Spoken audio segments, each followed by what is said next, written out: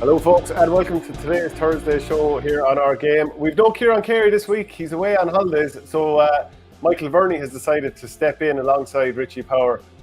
Going to be a great show nonetheless. Lads, how are you keeping? All good. Good, Shane, not about it.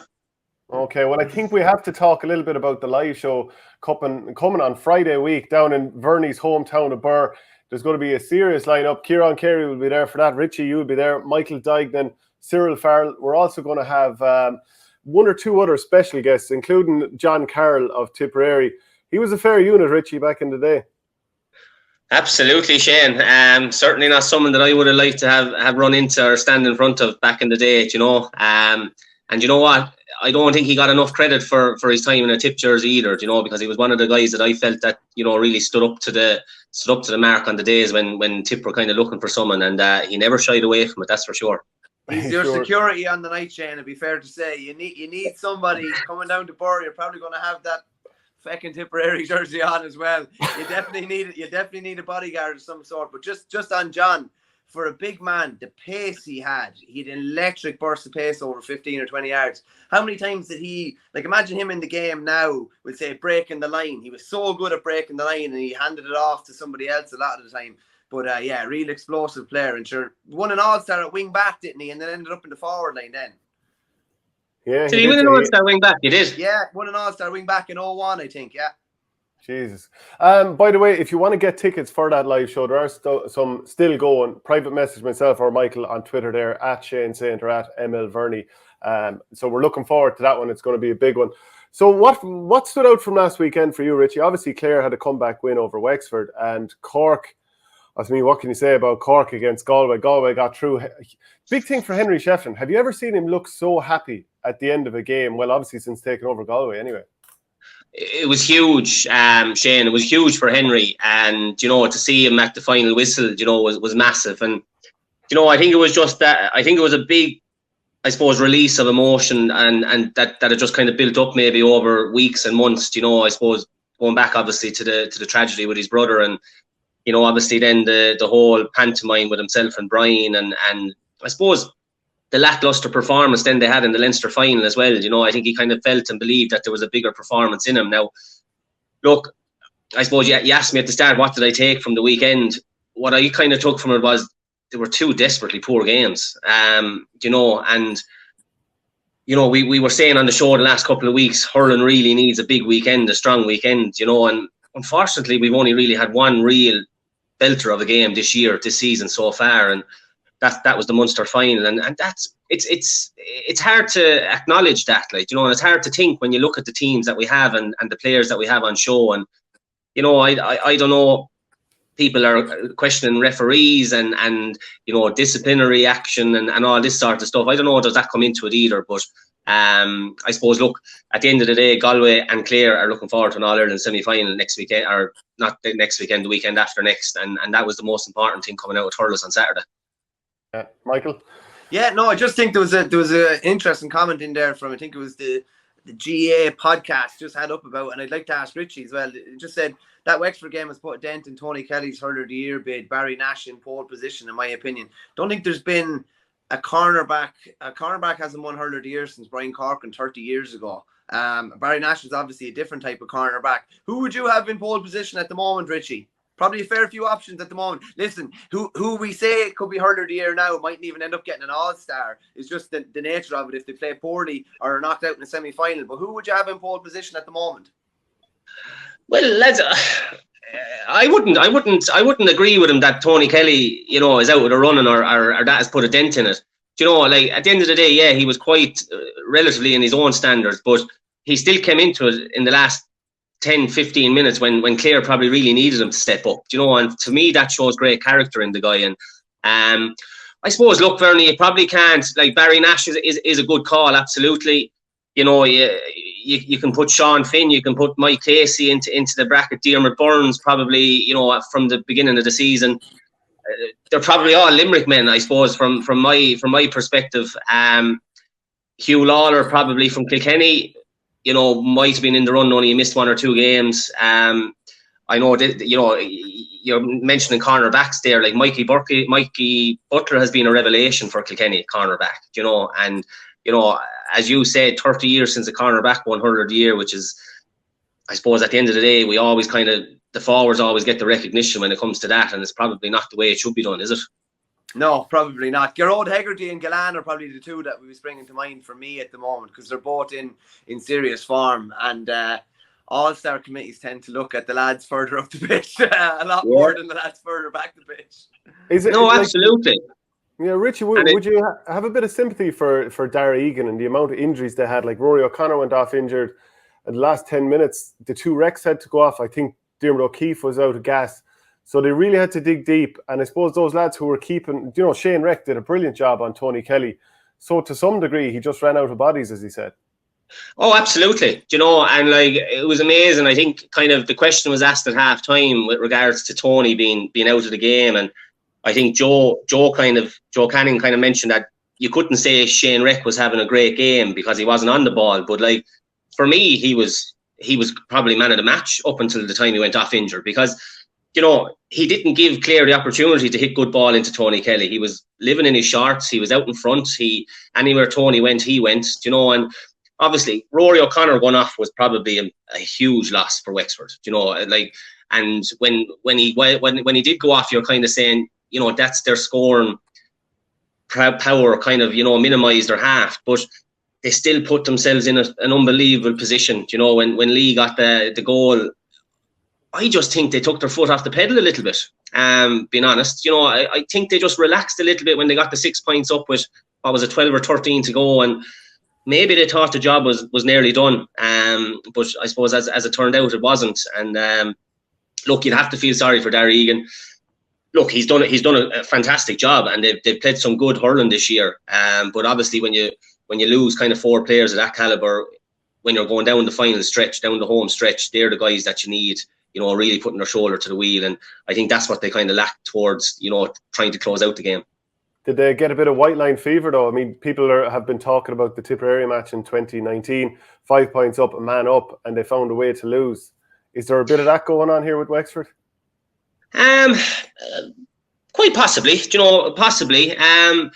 And then you have to look back to when they won the Leinster Championship, like, you know, so they are proven winners as well. But I think maybe they went in such underdogs, and suddenly they found themselves in that position that, you know, maybe they haven't been in for the last couple of years, that, you know, yeah, maybe there was a little bit of nerves there. So they made a few changes, positional changes, or, you know, things like that. But look, at the end of the day, Clare, I think, will take unbelievable confidence from the last 15, 20 minutes going into the Kilkenny game, because up until that, lads, they weren't in the shadow of themselves, you know, really, from the team that played in the Munster final. And, you know, we did speak last week that it was going to be very hard for them to get back up to that level, which they never really touched on last weekend. But they're still in a semi-final. They've 2 weeks work to do. I don't think they'll do a massive amount, because, you know, they want to get the bodies right and get the heads right, probably more so, to, you know, to try and get them back to that level, because they will need to get back to that level if they're to beat Kilkenny. Yeah, has a goalkeeper ever won? Just a quick word on Clare, boys. I was kind of thinking about it more as the week went on. On Monday or Sunday and Monday, I was kind of thinking, oh, this is, you know, brilliant result after a terrible performance. And then I kind of thinking, Jesus, they'd want to be winning the way they won in the wind-up, but Rory O'Connor off the pitch, Shane Reck off the pitch, Damien Reck off. Like Wexford had no bodies left. They would have wanted to be winning with a bit to spare at the end. And you can kind of take it as, oh, they got a bad performance out of their system, or, you know, I don't know, maybe we're building them up a small bit too much as well. I don't know. I'm a bit conflicted about the weekend, because, like, if Clare had been beaten with the amount of lads Wexford had on the sideline, it would have been an absolute disaster, and just the worst way possible to limp out of a championship. But I said it to Brian Barry from Sky that was there beside me. He said, if Wexford get to a semi-final and Rory O'Connor's not playing, like, their goose is probably cooked. Like, do you know what I mean? So they nearly survived the whole way of an All-Ireland quarter-final without one of their best players. So Clare needed to be doing what they did in the last 10 or 15 minutes.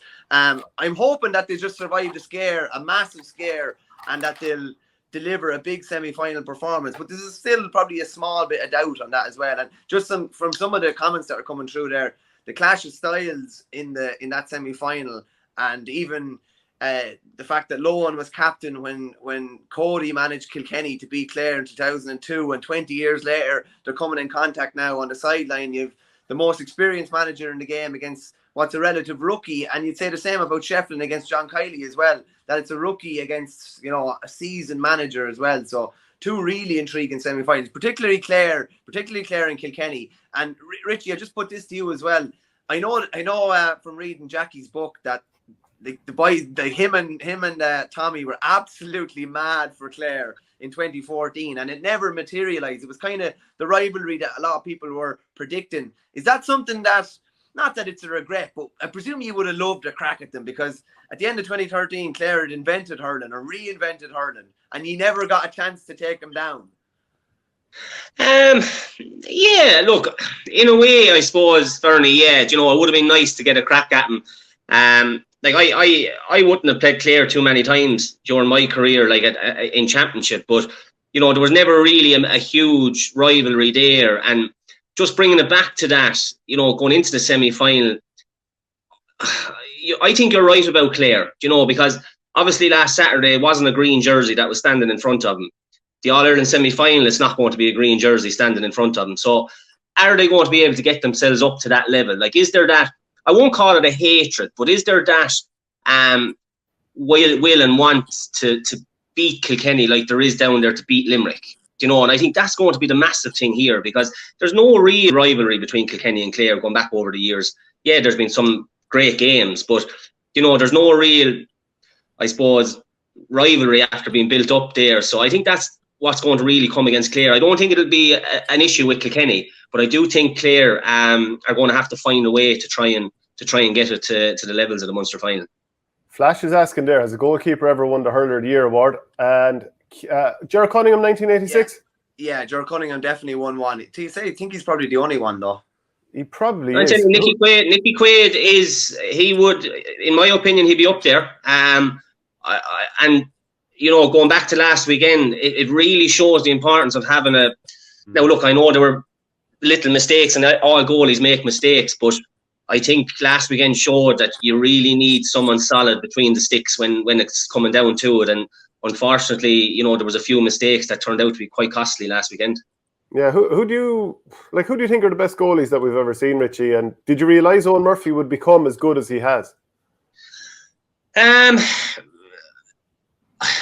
No, and like, he's a first cousin of mine, and being honest about it, I suppose I remember playing a league game down in Páirc Uí Chaoimh against Cork in I'm not sure what year it was, but Owen started corner forward for Kilkenny, you know, and he was like, and he's that good out the field. He's been an unbelievable player for Glenmore over the last couple of seasons, and you know, he was a huge factor in getting them winning the intermediate last year. But Owen, in my opinion, has brought goalkeeping to a different level.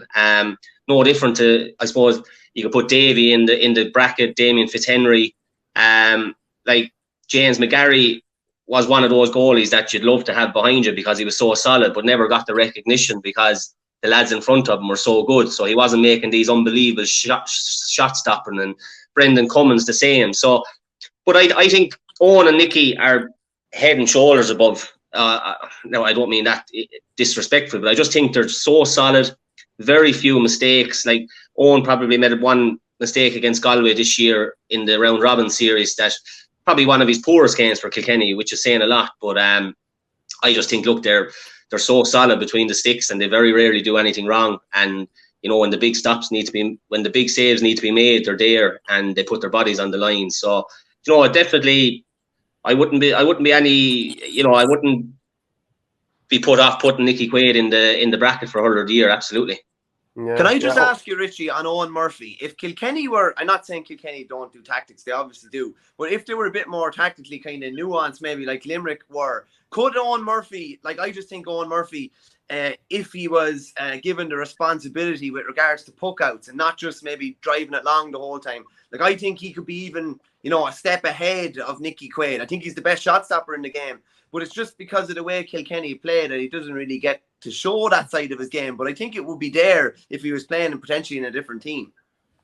Oh, absolutely. You know, because he's striking at the ball, Bernie, and his vision, everything is there, like, you know, and giving a ball, you know, that 40, 50-yard ping pass will be right up Owen's alley, you know. But as you said, I suppose if they were more tactical, yeah, you'd see a better side and probably a different side to Owen. But I suppose at the moment he's, you know, that's just the way Kilkenny play. They tend to go long, you know, 9 times out of 10.